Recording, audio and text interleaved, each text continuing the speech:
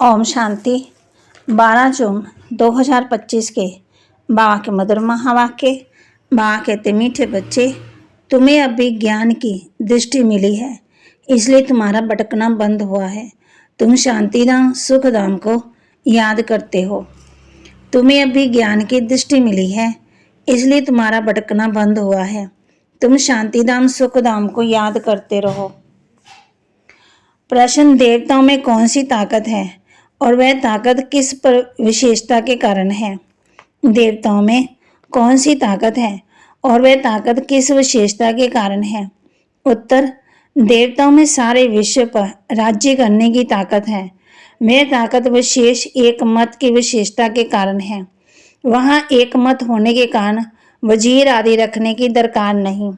देवताओं ने संगम पर बाप से ऐसी श्रीमत ली हुई है जो 21 जन्म राज्य करते हैं। वहाँ एक राजा की ही एक दैवी फैमिली होती है, दूसरी मत नहीं होती।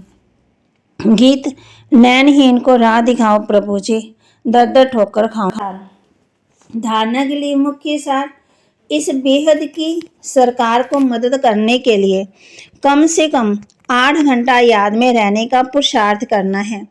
याद में जो माया विघ्न डालती है उससे घबराना नहीं है। इस बेहद की सरकार को मदद करने के लिए कम से कम 8 घंटा याद में रहने का पुरुषार्थ करना है। याद में जो माया विघ्न डालती है उससे घबराना नहीं है। इस पुरुषोत्तम संगम युग पर ईश्वरीय संप्रदाय का बन ईश्वर की मत पर चलना है।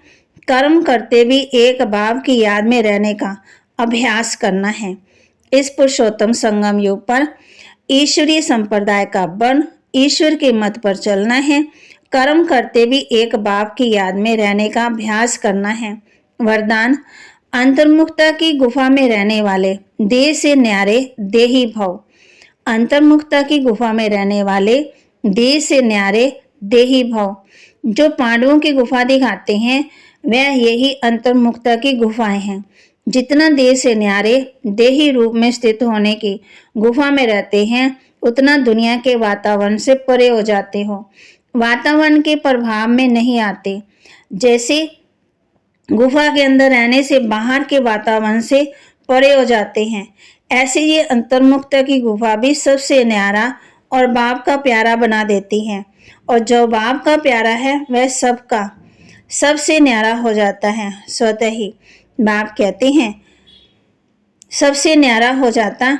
स्लोगन, साधना बीज है और साधन उसका विस्तार है। विस्तार में साधना को छिपा नहीं देना है। साधना बीज है और साधन उसका विस्तार है।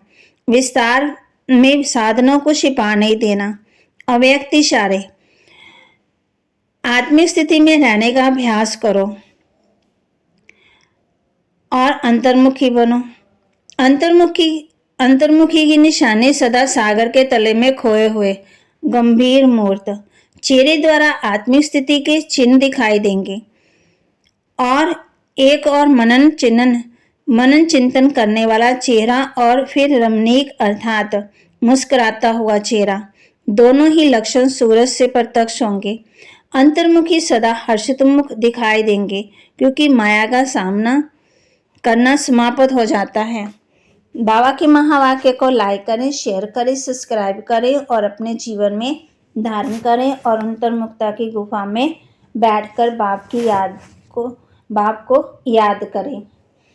और आज बाबा ने हम बच्चों को होमवर्क भी दिया है। बाबा कहते हैं लिटरेचर भी देना है सबको, कोई भी आए तो बाबा कहते मुफ्त भी दे सकते हैं और इसमें देह का अभिमान नहीं होगा। याद कैसे रहेगी? बाबा कहते पापों का बोझ सिर पर बहुत है। फिर बाबा ने आज हम बच्चों को माला के बारे में बताया। 16,108 की माला भी है जो बॉक्स में पड़ी रहती है। एक 8 की भी माला है, 108 की भी माला है। अब बाप कहते हैं पहले तो अपने को आत्मा समझो। आत्मा एक शरीर से और दूसरा लेती है। शरीर पर ही भिन्न भिन्न नाम पड़ते हैं।